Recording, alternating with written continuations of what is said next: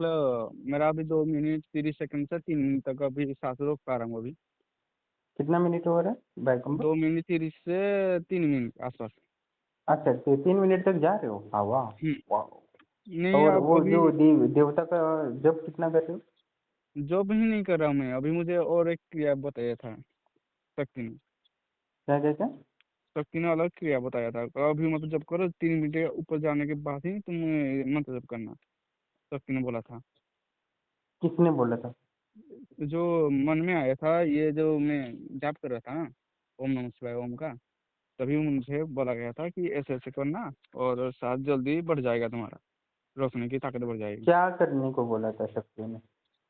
मतलब 3 क्रियाएं बोला था। हम्म पहले जीभ को बाहर निकाल के सांस को छोड़ना है जोर जोर से।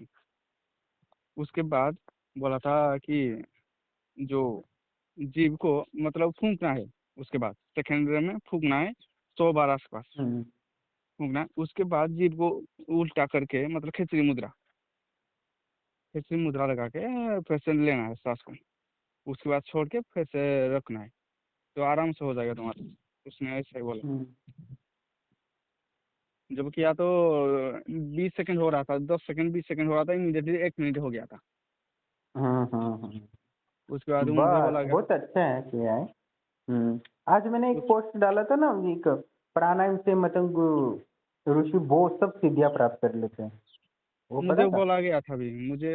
उसमें पता नहीं कौन था, मुझे बोला था कि तू जो सोच रहा है कि ये मामूली सी क्रिया होगा, नहीं है ये। आगे बढ़ के बहुत होगा ये। बहुत कुछ अच्छा, बोला था ऐसा इस भी क्रिया बोल दिया। में। जी। और वो बोला था इस क्रिया को किसी को बताना नहीं, ये बोला था। हम्म और ये को बोला था कि जो हम सूक्ष्म शरीर से जो निकलते हैं ना, हम्म शरीर से निकल के कहीं पे जा सकते, वो बोला था कि आप जा सकते हैं, लेकिन कोई दूसरे के शरीर में जाने के लिए तुमको गुरु के पास जाना पड़ेगा। ऐसा क्या, कैसे? ऐसा ध्यान में आया कि मन में आया कि सपने में आया? सपने में कुछ और दिखा था सपने में। अच्छा, सपने मैं में भी मार्गदर्शन कर रहे हो और मन में भी आ रहा है। सपने में वो जो मैं एक उसने पूछा था कि हमारे लास्ट में क्या करना चाहिए, ये जो अगर सिद्धि हो गया तो मुझे क्या करना चाहिए। तो उन्होंने बोला कि ओम का जाप करके ध्यान में लगे जाओ, और जो भी ऊर्जा है समाज के लिए, समाज सेवा के लिए करना है तुम्हें। ऐसा बोला था, ओम का जाप करना है लास्ट में, और ध्यान में बैठना है वो समय के। ऐसा बोला था। मुझे सही है या गलत है? हेलो। ठीक है, तो जैसे बोल रहा है शक्ति, हाँ? ये अब सपने में आया जल्दी, था ये। इतनी जल्दी आपने 3 मिनट तक क्रॉस किया उनकी सहायता से, शक्तियों की सहायता से, तो विश्वास रखो और कंटिन्यू जारी रखो, ठीक है? लेकिन गुरुजी, आपके पास कोई हनुमान जी का मंत्र है जिसमें काम वासना को काबू किया जा सकता है? प्राणायाम से ही काम वासना काबू हो जाएगी। जब काम उन्होंने वासना बोल जागृत हो जाए तो कुंभक लगा लेना। उन्होंने बोला था कि 1 महीने पहले उन्होंने बोला था कि देखना कि तुम्हारा काम वासना जरूर बढ़ेगा, तो गुरु से पूछ लेना। मुझे लगा कुछ नहीं होगा, तो मैं कर लेता हूँ ऑटोमेटिक, कुछ नहीं होगा। लेकिन लगातार नाइट फॉल हो रहा है अभी के लिए। अभी ले तो ऐसा नाइट फॉल करो, जो। कुंभक से भी करने की कोशिश करो, और जो मैंने मंत्र दिया है ना, जी। वो जप कर लो, और उस शक्ति को बोलो कि काम वासना मेरी कम कर दो, हो जाए, ठीक है? अभी के लिए मतलब उन्होंने जब मैंने पूछा कि मेरा ऊर्जा कम हो रहा है क्या, उन्होंने बोला खुद ही देख लो। जब मैंने देखा कि मेरे ऊर्जा ना मतलब उथल पुथल हो चुका है अभी के लिए। अभी हम्म देख पा रहा हूँ मैं ऊर्जा अपनी क्या हो रहा है, ऊर्जा सही से है या नहीं है, सब देख पा रहा हूँ अभी। ये उथल पुथल हो चुका है, ऊर्जा कैसे ये उथल हो रहा है, किससे हम लाए ऊर्जा को, सब बता रहे हैं धीरे धीरे। 3 मिनट हो गया, लेकिन एक बार अनुभव था। हेलो। हेलो। हाँ, बोलो बोलो।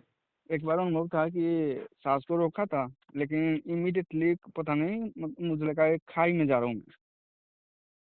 मुझे लगा 3 सेकंड होगा, उसने हम्म आँख खोल उस किसने बोला कि निकल अभी। किसने बोला हम्म मुझे हम्म पता नहीं किसने बोला, अभी निकल। जब आँख खोल दिया देखा कि 4 मिनट आसपास हो चुका था सांस रोक के। हम्म हम्म एक बार भी हुआ था लेकिन उस समय मतलब बॉडी का महसूस नहीं हो रहा था, बॉडी साफ कुछ महसूस नहीं हो रहा था उस समय। नहीं नहीं नहीं, इसमें कोई संशय नहीं। प्राणायाम से समस्त ब्रह्मांड से कनेक्ट हो जाते हैं। मैं आज के पोस्ट में भी वही लिखा हूँ, और हम्म। आपने तो तुरंत अनुभव भी कर लिया। मैंने जो पोस्ट में लिखा है वही बातें सुना रहे हो। तो इसमें कोई हम्म, संशय नहीं है, वो बहुत ही चमत्कारिक चीज है, पर लोगों को उसका ज्ञात नहीं है। उससे वो प्रेम उन्होंने पूर्वक जुड़ जाते हैं आत्मा से, तो वो हम्म, चमत्कारिक बन जाता है प्राणायाम।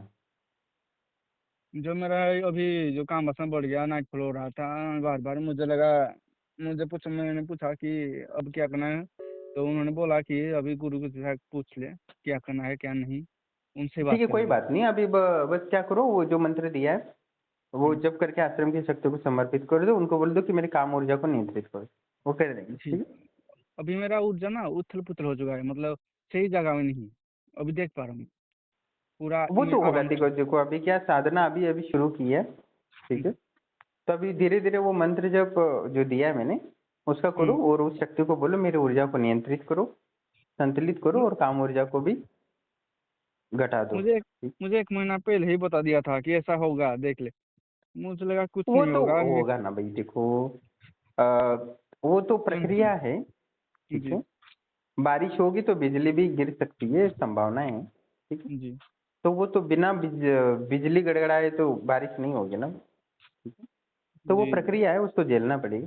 समुद्र मंथन करेंगे तो वहां से अमृत भी निकलेगा, तो विष भी तो निकलेगा। उसके बाद उन्होंने बोला कि गलती से सीख ले और दोबारा मत गलती करना, जब मैं कहूँ कि फोन करना तो फोन करना। मुझे एक महीना पहले ही कॉल दिया था कि फोन करना है तुझे। मैंने कहा हाँ मैं कर लूंगा आराम से, कुछ नहीं होगा। वही एक चक्कर में हो हाँ गया। तो का फोन भी तो तुमने कितने दिनों बाद किया है। अभी हाँ तो कुछ ऊर्जा को और नियंत्रित कर लेते हैं मंत्र शक्ति से। कोई बात उन्होंने नहीं, अभी बोला शुरू था, करो। मुझे लगा कि आराम से अभी 4-5 मिनट कर लूंगा तो हो जाएगा। उसके बाद हाँ पर उसने करोगे, मैं तो साथ ही हो ना जीवन भर। अब क्या बोला है तो तुम 3 मिनट का, तो जब 3 मिनट के बाद ही कॉल करोगे क्या? ऐसा गुरु थोड़ी जी, ना। ये जो क्रिया बताया था ये सही है, ये जो शक्ति ने बताया था मुझे। हाँ, शक्ति ने जो भी बताया वो सही है, वो तंत्र योगी है, वो बताता है। अभी तुम्हें ही थोड़ी ना बताया, कितने लोगों को बताया। जी ठीक है। जी। उन्होंने बोला था कि किसी वीडियो को मत देखते हो ना? बताना। हम्म। हाँ वीडियो देखता हूँ, वीडियो देखता हूँ। हाँ, पोस्ट पढ़ते हो कि नहीं पढ़ते? पोस्ट नहीं, खाली वीडियो ही देखता हूँ। पोस्ट भी पढ़ा करो, ठीक है। क्या अभी हाँ वीडियो नहीं बना पाते ना, उतना समय नहीं होता। ठीक। लेकिन वो उस समय क्या था, मतलब मुझे लगा 3 सेकंड हुआ है सांस रोकने के लिए। वो हाँ, लेकिन वो देखो, वो तो एक क्षण में है ना, हमारी उस ऊर्जा है ना एकदम हम्म, एकत्रित हो जाती है पूरी शरीर की। ठीक है। ओह, तब हम मतलब एकदम बॉडी का दिव्य महसूस नहीं हो अनुभव रहा। करते हैं, जैसे कि एकदम खाई में गिर रहे हैं। हाँ हाँ। और दे- हाँ, तो वो क्या हमारी जो चेतना है ना, वो हम्म, परिवर्तित हो जाती है साधना के समय। तो हमारी हम्म, नाड़ियों में चेतना घूमती रहती है ना, तब हमें हम्म, लगता है हमारी मानसिकता बदलती है उसके बाद, और एक दिव्य अनुभव होता है। पर ओह, वो डरावना सा अनुभव होता है, इसमें कोई संशय नहीं। पर वो होता रहेगा, वो तो ध्यान और योग के इसमें स्वाभाविक है वो वाला। लेकिन उस समय किसी ने बोला था अभी निकल जा, अभी नहीं। हाँ, अभी ये भी मुझे है कि ज्यादा देर करते हैं तो हमारे मानसिकता पर बुरा असर भी पड़ सकता है, क्योंकि उसमें खो जाने की डर होता है। फिर उसमें से बाहर हाँ आना भी मुश्किल होता है ना। बहुत मजा लग रहा था, लेकिन उस समय बहुत मजा आ रहा था उस समय। वो खाई में से गिर रहा था, लेकिन बहुत शांति लग रहा था उस समय। हाँ हाँ, बैठे बैठे लगता है कि पूरा पहाड़ पे चले गए हम, टॉप पर। हाँ और बहुत नीचे मजा। देखते हैं आसपास की एकदम सब नीचे हैं, मैं हम्म, बहुत ऊपर चला गया, तो बहुत डर लगने लगता है। हाँ, पर ये स्वाभाविक है, होता है। पर इसी से धीरे धीरे सिद्धियां प्राप्त होती है, ये तो अनुभव है। ठीक है। आप अभ्यास हम्म। जारी रखो, और वो मंत्र जब बोल के वही प्रार्थना करना। और ठीक है। एक और बात हुआ था कि हम्म। मतलब दो सांप दिखे थे, चढ़ रहे थे एक साथ, खेल खेल के चढ़ रहे थे। एक व्हाइट कलर का सांप था, एक और था बैगन कलर का सांप। हाँ हाँ। एक एक बाड़ी था, उसमें साथ में दोनों खेल खेल के ऊपर जा रहे थे, ऐसा ही दिखा था। हम्म। उसका मतलब क्या होगा? वो ये मतलब है कि सकारात्मक ऊर्जा और नकारात्मक ऊर्जा दोनों को नियंत्रित करना है। उनमें कोई भेदभाव नहीं करना, ऊर्जा ऊर्जा होती है। हम्म उसको दोनों को नियंत्रित करके अपने, जैसे काम ऊर्जा है तो वो हम्म, जरूरी है ना जीवन के लिए। काम हाँ। ऊर्जा नहीं होगी तो पुत्र प्राप्ति होगी नहीं होगी। हम्म एक पुरुष बनता है तो काम ऊर्जा महत्वपूर्ण होती है। बस उसको हम्म नियंत्रित करके अपनी ओज को बढ़ाना है। समझो, काम ऊर्जा हम्म, को ओज में बढ़ा दोगे तो परम पुरुष बन जाओगे। और पत्नी के साथ रति क्रीड़ा करोगे तो उससे पुत्र प्राप्ति होगी काम ऊर्जा से। और काम ऊर्जा को वेस्ट गवा दो तो कंगाल हो जाओ। तो उसका जी जी सदुपयोग करना, ठीक है, उसको कोई बुरा नहीं मानना है। ठीक। जी, मतलब आज से समर्पित कर दूंगा काम ऊर्जा कम करने के लिए। हाँ, वो जो शक्तियों को बोल दो, ठीक है। ठीक है गुजर, अभी तो मैं सही चल रहा हूँ ना, मतलब हाँ, अभी कुछ। उपलब्धि हो गई, 3-4 मिनट जा रहे हो प्राणायाम में, ये हमारी जी उपलब्धि है, तो मैंने एक टास्क तो पूरा कर लिया, ठीक है। जी जी हाँ, जी। इसमें टेंशन है। और जो मंत्र है वो मंत्र को ऊर्जा बढ़ा लो, हाँ, और उन्होंने बोला दूसरा था टास्क भी कि पूरा हो जाएगा। 3 मिनट के बाद ही जब करना है, तो अब से मैं जब करूँगा 3 मिनट के बाद हो चुका है ना, तो इसलिए आज से जब करूँगा। ठीक है गुरु।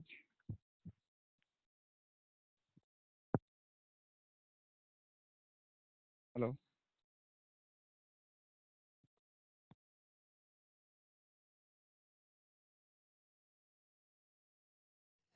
प्रणाम दोस्तों। जैसे कि साधक का आप ऑडियो सुन रहे थे, और वो 3 मिनट का जो पहला टास्क होता है कि प्राणायाम को 3 मिनट तक रोकने का, जो मैं टास्क देता हूँ, उसने वो पूरा कर लिया। और उसने उस समय तक कॉल ही नहीं किया मुझे।